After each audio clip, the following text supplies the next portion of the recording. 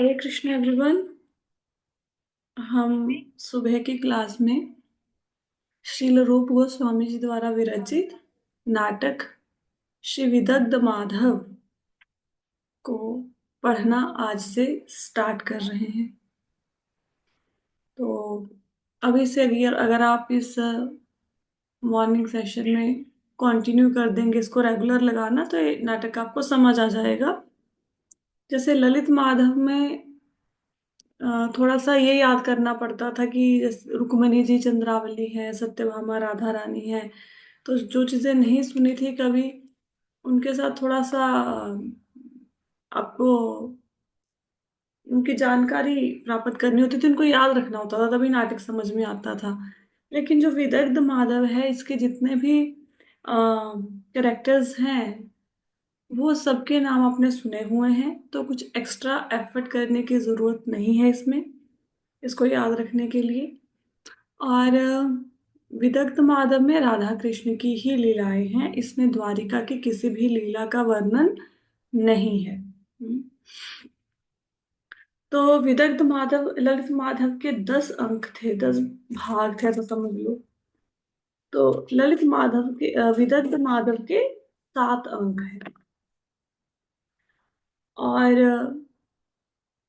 बहुत ही सुंदर नाटक रूप गोस्वामी जी ने लिखा है। और इस नाटक के थ्रू बहुत सुंदर वार्तालाप राधा कृष्णा का भगवान कृष्ण के साथ बाकी गोप सखाओं का, गोपियों का वार्तालाप, राधा रानी और उनकी सखियों का वार्तालाप आपको सुनने में मिलेगा। और बहुत ही आनंद आएगा। जैसे ललित माधव में आनंद आया था, ऐसे ही विदग्ध माधव में बहुत आनंद आने वाला है। तो इस नाटक को अभी हम स्टार्ट करते हैं। सबसे पहले कुछ नाम हैं जिनके साथ हम फेमिलियर हो जाएंगे। अ, कुछ मेल करेक्टर्स हैं इस नाटक में, कुछ फीमेल करेक्टर्स हैं। तो मेल करेक्टर में कौन है? सबसे पहले सूत्रधार है। अब सूत्रधार कौन है? वो ये समझो कि सूत्रधार जो नाटक को शुरू करता है। जैसे आपने किसी नाटक को मंच पर प्रस्तुत करना है, तो कोई तो होगा ना जिसके बारे में, जो उसके बारे में आके बोलेगा नाटक के बारे में कि अभी मंच पर क्या प्रस्तुत होने जा रहा है। तो वो है सूत्रधार। और फिर है परिपार्श्विक शब्द आएगा, उसका मतलब है सहायक नट। मतलब जैसे असिस्टेंट, कोई उसका जो सूत्रधार है उसका असिस्टेंट जो उसको हेल्प करेगा। कृष्ण भगवान को तो आप सब जानते हैं, भगवान कृष्ण है इसमें पात्र। नंद महाराज है, नंद महाराज भगवान कृष्ण के पिता, आप सब जानते हैं। मधुमंगल भगवान कृष्ण के सखा, वो भी आप सबको पता है। जब राम नाम आएगा तो उसका अर्थ है बलराम। हम्म? तो वो भी आपको पता है कि भगवान कृष्ण के बड़े भाई हैं। श्रीधामा, श्रीधामा भगवान कृष्ण के एक और मित्र हैं। श्रीधामा का नाम हो सकता है आपने सुना हो किसी किसी जगह पे, किसी पुराण में या किसी भागवतम में सुना हो, ऐसे नाम सुना होगा श्रीधामा। एक नाम है सुबल। तो सुबल भी भगवान कृष्ण का एक गोप सखा है। तो भगवान कृष्ण है, बलराम जी हैं, 3 उनके सखा हैं, मधुमंगल, श्रीधामा और सुबल। और जो मधुमंगल था वो आपको पता था भगवान कृष्ण के साथ साथ ही रहता है। थोड़ा सा कभी कभी बुद्धू बन जाता है मधुमंगल। हाँ। अभिमन्यु, अभिमन्यु राधा रानी के पति और जटिला के पुत्र। जटिला कौन है? राधा रानी की सास। तो मेरे ख्याल से ये जो पुरुष पात्र हैं, इसके बारे में आप सबको पता होगा, कोई मुश्किल तो नहीं है ना इसमें। नहीं माता जी। अच्छा, श्री धामा और ये जो सुदामा जी, ये फर्क फर्क है? हाँ, तो इनका फर्क है। श्रीधामा और सुदामा ये अलग अलग हैं, ये एक नहीं है। ठीक है, श्रीधामा अलग है, सुदामा अलग है। ये तो बचपन के फ्रेंड है, श्री दामा और सुदामा तो गुरुकुल जाके मिले हाँ, थे। सुदामा गुरुकुल जाके बने, बिल्कुल। हम्म। अब स्त्री करेक्टर्स जो हैं, जो फीमेल करेक्टर्स हैं, उसमें है पौर्णमासी। पौर्णमासी, आपने अभी पौर्णमासी के नाम के साथ फेमिलियर हो गए होंगे। पौर्णमासी कौन है? भगवान हाँ कृष्ण। जी, संदीप। हाँ जी, हाँ जी। भगवान कृष्ण के गुरु हैं सांदीपनि मुनि, उनकी माता है, और देवऋषि नारद की शिष्य हैं पौर्णमासी। तो पौर्णमासी का कार्य है राधा कृष्ण को मिलाना, बेसिकली वो उसके लिए सहायक के रूप में कार्य करती हैं इस नाटक में। एक शब्द आएगा नांदी मुखी। नांदी मुखी कौन है? वो पौर्णमासी की असिस्टेंट है, पौर्णमासी की सहायिका है नांदी मुखी। हम्म। यशोदा मैया सबको पता है, भगवान कृष्ण की माता है। राधा रानी के बारे में सबको पता है।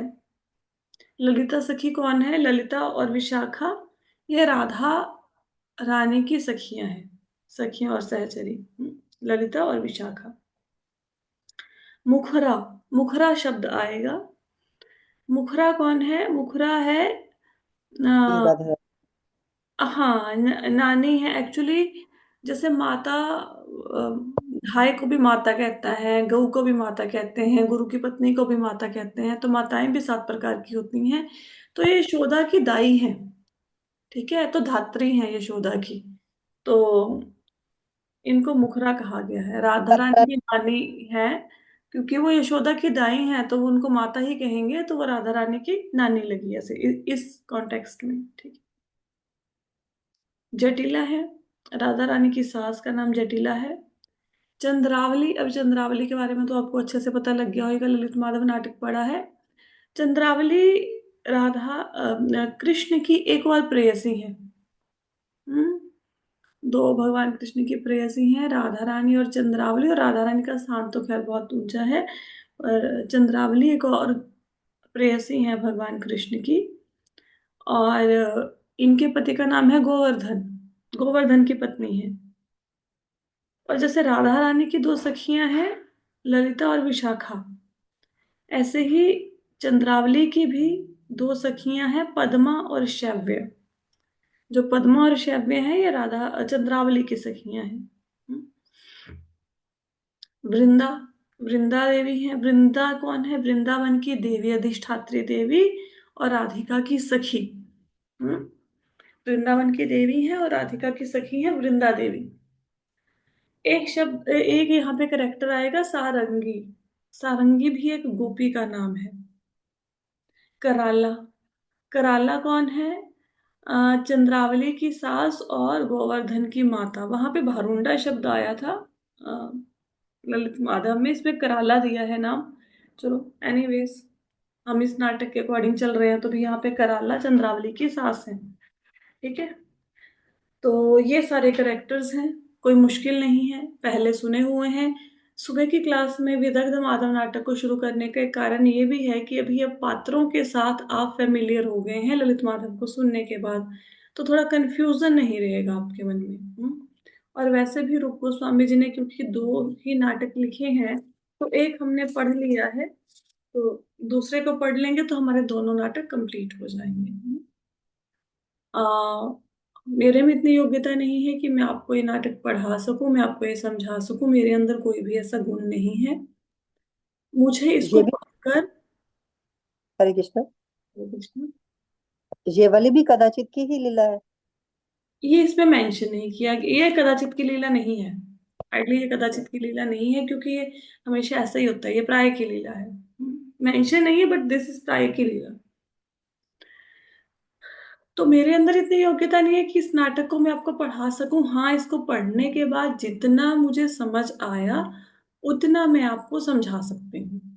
अब इसके डीप मीनिंग, डिटेल्ड मीनिंग वो आचार्यों ने लिखे हैं, बहुत सुंदर, लेकिन मुझ में इतनी समर्था नहीं है कि वैसे ही पढ़ा सकूं। बट हाँ, प्रयास है, एक प्रयास है कि थोड़ा सा भगवान की लीलाओं को पढ़ लें।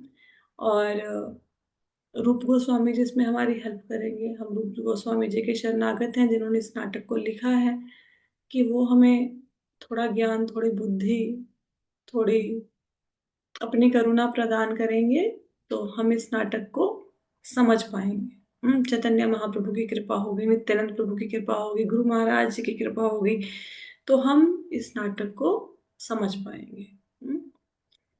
तो शैल प्रभुपाद के शरणागत हैं हम कि वो हमारे ऊपर कृपा करें, कि भगवान कृष्ण का जो इतना बड़ा उनकी लीलाओं का समुंदर है, उनमें से हम कुछ लीलाओं को समझ पाए इस नाटक के थ्रू। तो प्रथम अंक से स्टार्ट करने जा रहे हैं। प्रथम अंक में कुछ कुछ मैं श्लोकों को पढ़ूंगी और उसके बाद तो डायलॉग्स शुरू हो जाएंगे। कुछ श्लोकों को पढ़कर उसका अर्थ समझने का प्रयास करेंगे। हम्म। तो सबसे पहला श्लोक है, श्री विदग्ध माधव की जय, रूप गोस्वामी जी की जय। फर्स्ट श्लोक है, चंद्रमा के अमृत समूह की मधुरमा के अहंकार को दूर करने वाली और राधा आदि श्रेष्ठ गोपियों के प्रेम रूपी कपूरों से सुगंधित भगवान श्री कृष्ण की लीला रूपी शिखरनी सभी ओर से देहकादि त्रिविध तापों को उत्पन्न करने वाले विश्व संसार रूपी मार्ग से उत्पन्न तुम्हारी प्यास को दूर करे। इसका क्या अर्थ है? इसका अर्थ है, पहले श्लोक में इसको मंगलाचरण ही कहते हैं। जो पहले 2-3 श्लोक होते हैं इसमें मंगलाचरण होता है। इसमें आ, भगवान से याचना की जाती है कि वो जो श्रोता हैं उनको आनंद प्रदान करें। जो रचना है उसके द्वारा गुरु को प्रणाम किया जाता है। तो मंगलाचरण है बेसिकली ये इस नाटक का। तो इसमें भगवान की जो लीलाएं हैं उसको एक नाम दिया गया है शिखरणी। शिखरिणी। शिखरणी क्या होता है? शिखरणी एक एक ढंग से एक का वो होता है, शरबत होता है। हम्म। जिसको अ, दही में चीनी मिलाकर बनाते हैं। हम्म। तो जैसे कोई व्यक्ति यात्रा के लिए जा रहा है तो रास्ते में उसको बहुत प्यास लगी, तो उनकी प्यास को मिटाने के लिए शिखरणी का प्रयोग किया जाता है। तो भगवान की लीलाओं को नाम दिया गया है शिखरणी का। उसकी तुलना की गई है शिखरणी से, जो कि एक प्रकार का शरबत है।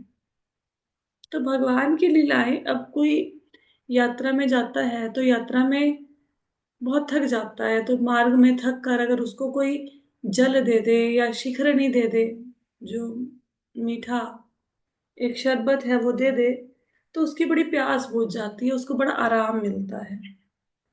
तो ये उदाहरण क्यों दिया गया है कि हम संसार में अलग अलग योनियों में घूम रहे हैं और अलग अलग योनियों में घूम के हमारे अंदर जो तृष्णा उत्पन्न हो गई है उसको दूर करने का उपाय, जो तृष्णा है हमारे अंदर अलग अलग योनियों में, करोड़ों जन्म हमारे हो गए, उससे भी ज्यादा हो गए होंगे, इतने जन्मों में भटकने के बाद जो हमारी अंदर की तृष्णा है उसको बुझाने के लिए भगवान कृष्ण की लीलाएं जो हैं उनका श्रवण, उनका कीर्तन, उनका मनन एक शिखरणी का काम करता है। उस प्यास को बुझाने के लिए भगवान कृष्ण की जो लीलाएं हैं वो शिखरणी की भांति कार्य करती हैं।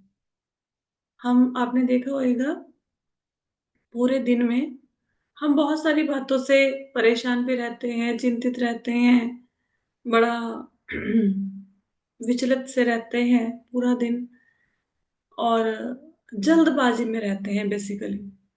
एक जल्दी मची हुई है सब लोगों को, है ना, ये काम करना है वो काम करना है। तो जब हम भगवान कृष्ण की लीलाओं को सुनते हैं तो उस समय हमारे जीवन में एक आनंद सा आ जाता है, एक ठहराव आ जाता है, एक शांति आ जाती है ना। पूरे दिन में जब भी हम क्लास अटेंड करते हैं तो वो समय बहुत सुंदर होता है हमारे जीवन का।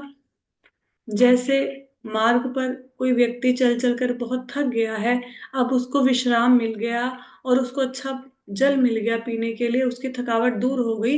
इस प्रकार भगवान कृष्ण की जो लीलाएं हैं वो पूरे दिन की दौड़ धूप में, पूरे जीवन की दौड़ धूप में एक छाया की भांति काम करती हैं और हमें एक आनंद का अनुभव कराती हैं भगवान कृष्ण की लीलाएं।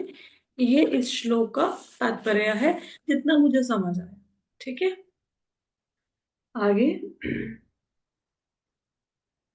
आ, कहते किसी के द्वारा पहले कभी अर्पित नहीं की गई प्रशस्त श्रृंगार रसमयी अपनी भक्ति संपत्ति को बहुत दिनों के बाद कलयुग में दया भाव से समर्पित करने के लिए अवतीर्ण सुवर्ण के समान कांति समूह से उद्दीप्त तथा शची को आनंद प्रदान करने वाले हरि चैतन्य महाप्रभु आप लोगों की हृदय रूपी गुफा में प्रकाशित हों। तो यहाँ पे रूप गोस्वामी जी ने शचीनंदन शब्द यूज किया है। रूप गोस्वामी चैतन्य महाप्रभु के अनुयायी हैं, उनके शिष्य हैं, प्रधान शिष्यों में से एक है। षड गोस्वामियों में से जो मेन गोस्वामी है वो है रूप गोस्वामी, रूप मंजरी है। तो रूप गोस्वामी जी जहाँ चैतन्य महाप्रभु का प्रणाम कर रहे हैं और उसके लिए शची नंदन शब्द को प्रयोग कर रहे हैं। चैतन्य महाप्रभु की जो माता थी उनका नाम था शची, शची माता। तो शची नंदन अर्थात शची माता के पुत्र।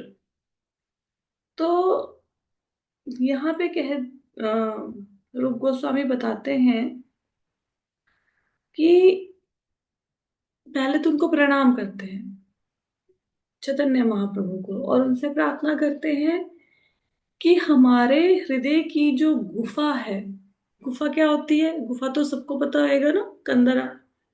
तो गुफा के अंदर बहुत अंधेरा होता है, पहाड़ों के अंदर जो गुफाएं बनी हुई है उसमें कोई प्रकाश तो है नहीं, अंधेरा है। तो हमारे हृदय की गुफा में जो अंधकार है उसको चैतन्य महाप्रभु अपने ज्ञान के प्रकाश से प्रकाशित कर दे।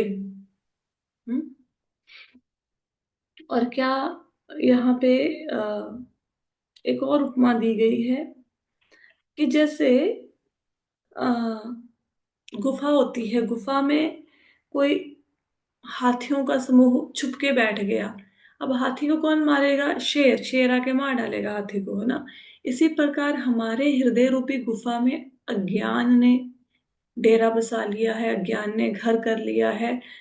तो चैतन्य महाप्रभु अपने ज्ञान की किरणों द्वारा हमारे हृदय रूपी अंधकार में गुफा को प्रकाशित कर दे। समझ आए दो श्लोक सबको? आगे चले। अब सूत्रधार, अब स्टेज पर सूत्रधार आ गए हैं। सूत्रधार कौन? जो नाटक को शुरू करेंगे। मंच है ना, क्योंकि नाटक है तो मंच भी होगा उसको खेलने के लिए।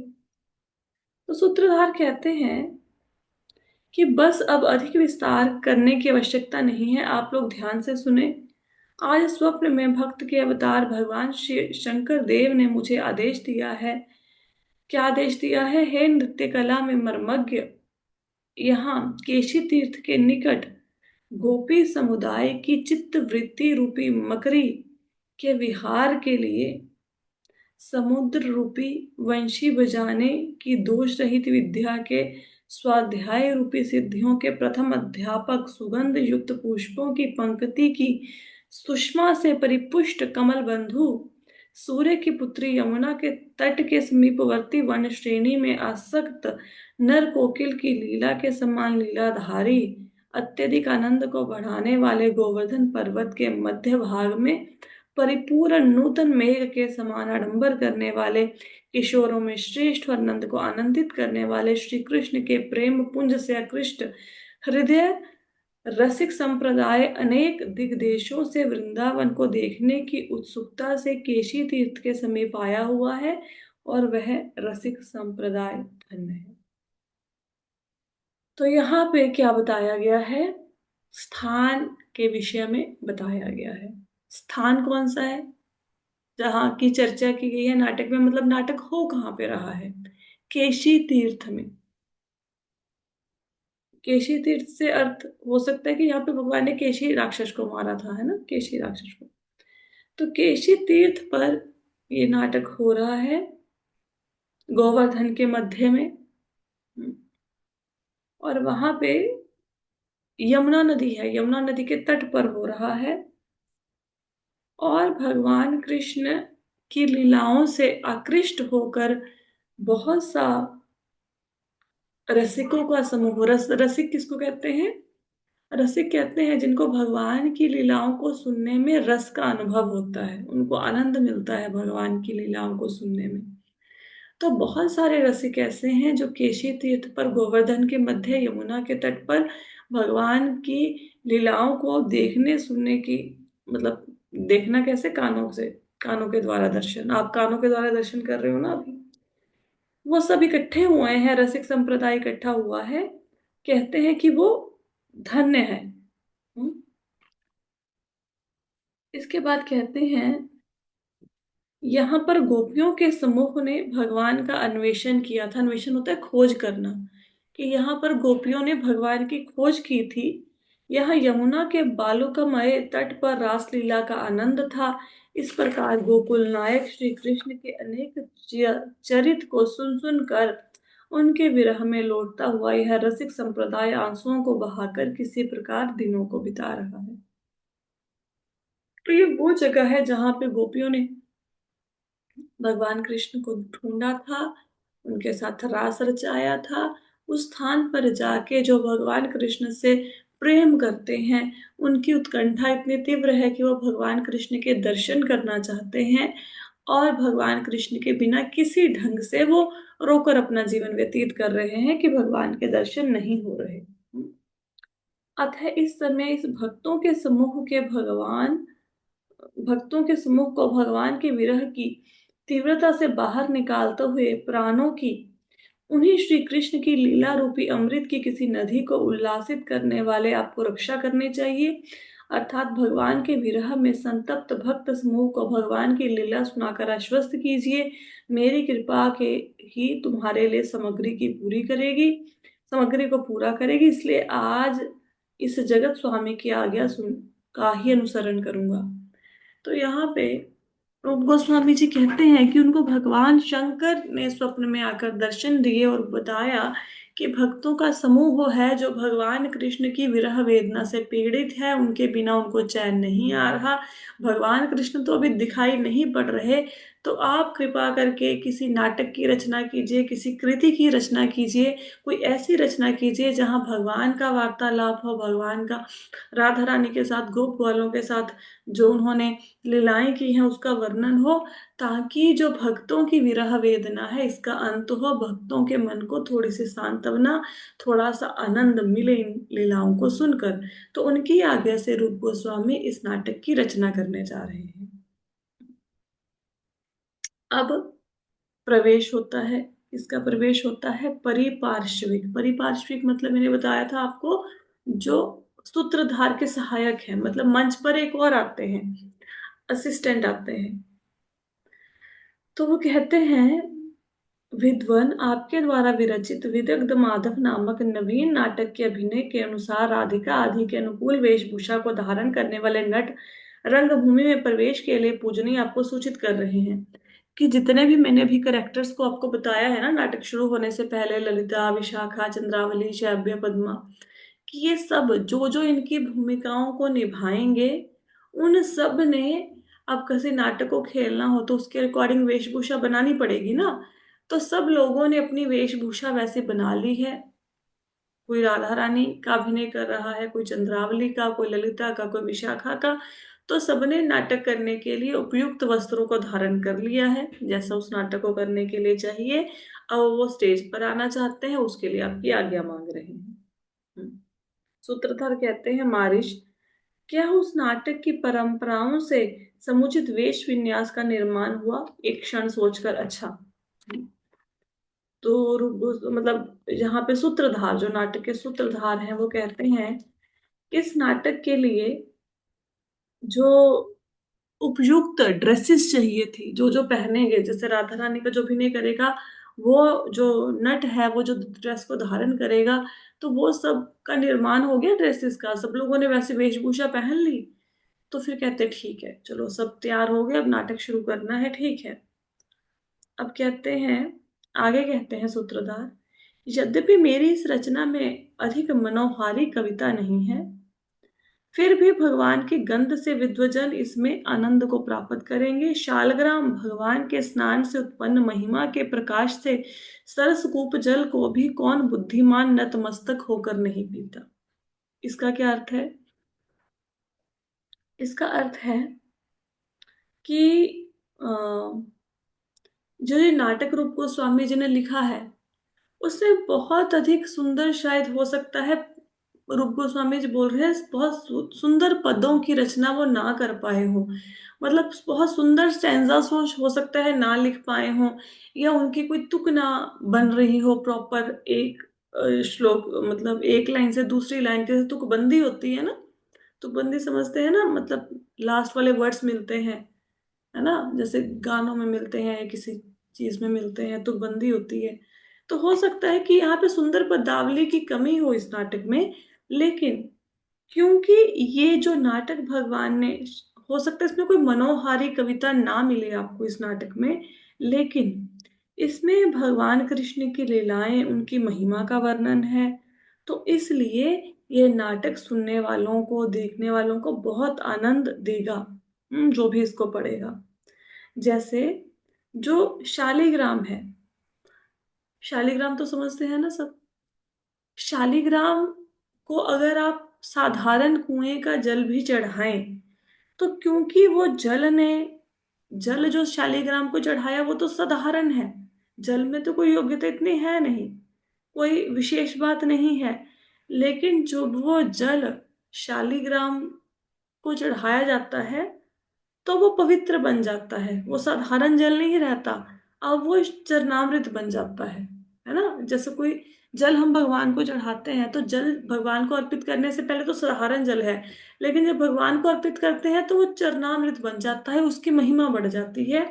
तो इसी प्रकार रूप गोस्वामी जी कह रहे हैं कि हो सकता है इस नाटक में आपको सुंदर कविता ना मिले, लेकिन भगवान कृष्ण की लीलाएं हैं, तो भगवान कृष्ण की लीलाओं ने इस नाटक के गौरव को बढ़ा दिया है। ठीक है, आगे कहते हैं अ, जो असिस्टेंट हैं स्टेज पर वो बोलते हैं परिपार्श्विक, विद्वान रंग लक्ष्मी की कुशलता पूर्ण प्रार्थनाओं से ही सभासदों की अभ्यर्थना करते हैं, क्योंकि ये विद्वान दर्शक विद्या आदि के द्वारा उन देवताओं को भी धिक्कारने का उत्साह करते हैं, तो फिर नटों की क्या बात। तो यहाँ पे कहते हैं कि ये जो इस नाटक को प्रेजेंट करने वाले हैं, स्टेज पर खेलने वाले हैं, कि उनमें इतनी योग्यता नहीं है, क्योंकि जो दर्शक नाटक को देखने वाले हैं वो तो इतने पारंगत हैं विद्या में कि देवताओं का ज्ञान भी उनके सामने कुछ नहीं है, कि जो दर्शक हैं इस नाटक को देखने वाले बहुत ज्यादा योग्य हैं, उनके सामने स्वर्ग के देवता भी कुछ नहीं उनकी विद्या के सामने, उनकी योग्यता के सामने दर्शकों की। लेकिन फिर भी जो नाटक खेलने वाले नट हैं वो कोशिश कर रहे हैं कि भगवान की लीलाओं को प्रस्तुत किया जाए सबके सामने। सूत्रधार कहते हैं, मारिश निरर्थक उपचार चर्चा की आवश्यकता नहीं, क्योंकि सज्जन भक्त अपने कष्ट की चिंता ना कर प्रेम से दूसरों के विष का प्रिय करते हैं। जिस प्रकार सज्जन पुरुष पाप कर्म के उद्योग से लज्जित होते हैं, उसी प्रकार भक्त जन भी अपनी प्रशंसा से लज्जा का अनुभव करते हैं। ये लोग विद्या, धन, कुल आदि से क्रमशः विनम्रता को प्राप्त करते हैं। इस प्रकार सज्जनों की यह सुंदर स्वाभाविक कोई प्रक्रिया परिपाटी अत्यधिक उत्कृष्ट है। अब यहाँ पे क्या कहते हैं कि जो दर्शक हैं ये बहुत विद्वान हैं जो इस नाटक को देख रहे हैं, और भगवान के भक्त हैं। भक्तों की क्वालिटी होती है कि जब भक्तों की प्रशंसा की जाए तो उनको बड़ी शर्म महसूस होती है, बड़ी लज्जा आती है। जैसे बोलें कि आप बहुत अच्छी सेवा करते हैं, तो भक्त बोलेंगे नहीं, हम कहाँ कुछ कर पाते हैं, है ना। तो भक्त हमेशा दूसरे भक्त को मान देते हैं, खुद के अगर उनकी प्रशंसा की जाए तो वो, उनको शर्म आती है कि कहाँ हमारी प्रशंसा कर रहे हैं, हम तो इस योग्य ही नहीं है।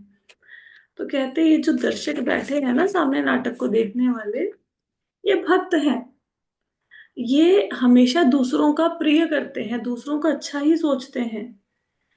तो इन भक्तों के समूह के सामने नटों को कोई संकोच नहीं होना चाहिए। अगर कोई गलती हो गई किसी से नाटक खेलते हुए तो कोई बात नहीं, जो भक्तजन है वो माफ कर देते हैं। ठीक है, चारों ओर देखकर प्रसन्नता पूर्वक उच्च स्वर में, हे गोप श्रेष्ठ श्री कृष्ण के भक्तगण, भगवान के धर्म, रहस्य और गुण को जानने वाली सभा के भी गुरु आप लोगों के समक्ष कुछ कहने की अभिलाषा का यह नट निर्लजों के मार्ग पर चढ़ने का उपक्रम प्रयास कर रहे हैं।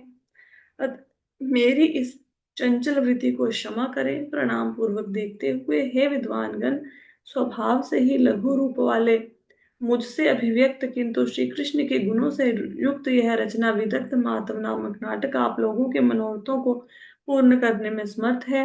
क्या नीच जाति में उत्पन्न पुलिंद शबर के द्वारा समिधा के मंथन से उत्पन्न आग स्वर्ण राशि के आंतरिक कालुष्य को दूर नहीं करती। तो यहाँ पे जो सूत्रधार हैं वो दर्शकों को प्रणाम करते हैं और कहते हैं कि आप, हमारी इतनी योग्यता नहीं है कि आपके समक्ष ये जो नट खड़े हैं, नट मतलब जो इस नाटक को खेलेंगे, इनकी इतनी योग्यता नहीं है कि आपके सामने इस नाटक को प्रस्तुत करें। आप तो बहुत ज्ञान को जानने वाले हो, लेकिन फिर भी ये बेचारे साहस कर रहे हैं कि आपके समक्ष नाटक को प्रस्तुत किया जाए। लेकिन आ, कोशिश कर रहे हैं कि भगवान कृष्ण के गुणों से युक्त ये जो रचना है विदग्ध माधव नाटक, इससे आप लोगों के हृदय में आनंद छा जाए और आपके मनोरथ पूरे हो जाए। आपकी मनोकामना पूरी हो जाए इस नाटक को सुनने के बाद। तो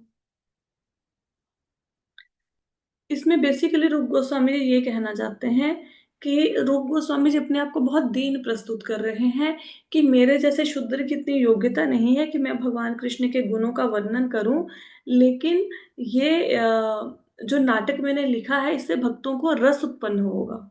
ठीक है, ये कहते हैं। तो अब अभिष्ट देव भगवान श्री कृष्ण को पुनः स्मरण करके नृत्य की मधुरता को प्रकट करता हूं। तो अब कह रहे हैं, भगवान कृष्ण को फिर से नमस्कार कर रहे हैं और कहते हैं कि अब नाटक को शुरू करते हैं। क्या कहते हैं? जिसका आश्रय लेकर श्रृंगार रसोदय हुआ अथवा शरणागत भक्तों के लिए जिनका करुणा में अवतार हुआ है, प्रकाशमान वृंदावन के निकुंज में निर्मित मंडप समूह के मध्य में जिनका निवास निश्चित है, जो अबाध कृपा के सागर हैं, ब्रज में विहार करने से जिनका मानस आनंदित होता है, वे सनातन शरीर धारण करने वाले प्रभु मुझे सदा संतोष में वृद्धि करें। तो यहाँ पे भगवान कृष्ण को प्रणाम कर रहे हैं, कह रहे हैं जिनका आश्रय लेके श्रृंगार रस उदय हुआ है। देखो, रस 12 प्रकार के होते हैं। एक तो आपने पढ़े हैं, माधुर्य, वात्सल्य, है ना, सखा, ऐसे रस होते हैं। और एक और भी रस होते हैं जैसे करुणा, भयंकर रस होता है, वीरता का रस होता है, ये श्रृंगार रस वेग रस है। तो कहते जो श्रृंगार रस है ये किससे उत्पन्न हुआ? ये भगवान कृष्ण से उत्पन्न हुआ, वहां से ही आया है। और भगवान कृष्ण का अवतार हुआ भक्तों के लिए, भक्तों के ऊपर करुणा करके भगवान कृष्ण ने अवतार लिया है। और जिनका निवास क्या है? वृंदावन। वृंदावन के निकुंज ही भगवान कृष्ण का निवास स्थान है। और क्या कह रहे हैं? जो कृपा के सागर हैं, भगवान कृष्ण कृपा के सागर हैं, और ब्रज में घूमने से जिनके मन को प्रसन्नता मिलती है, वो भगवान कृष्ण मेरे ऊपर कृपा करें, मुझे संतोष प्रदान करें। तो ऐसे भगवान कृष्ण को प्रणाम कर रहे हैं।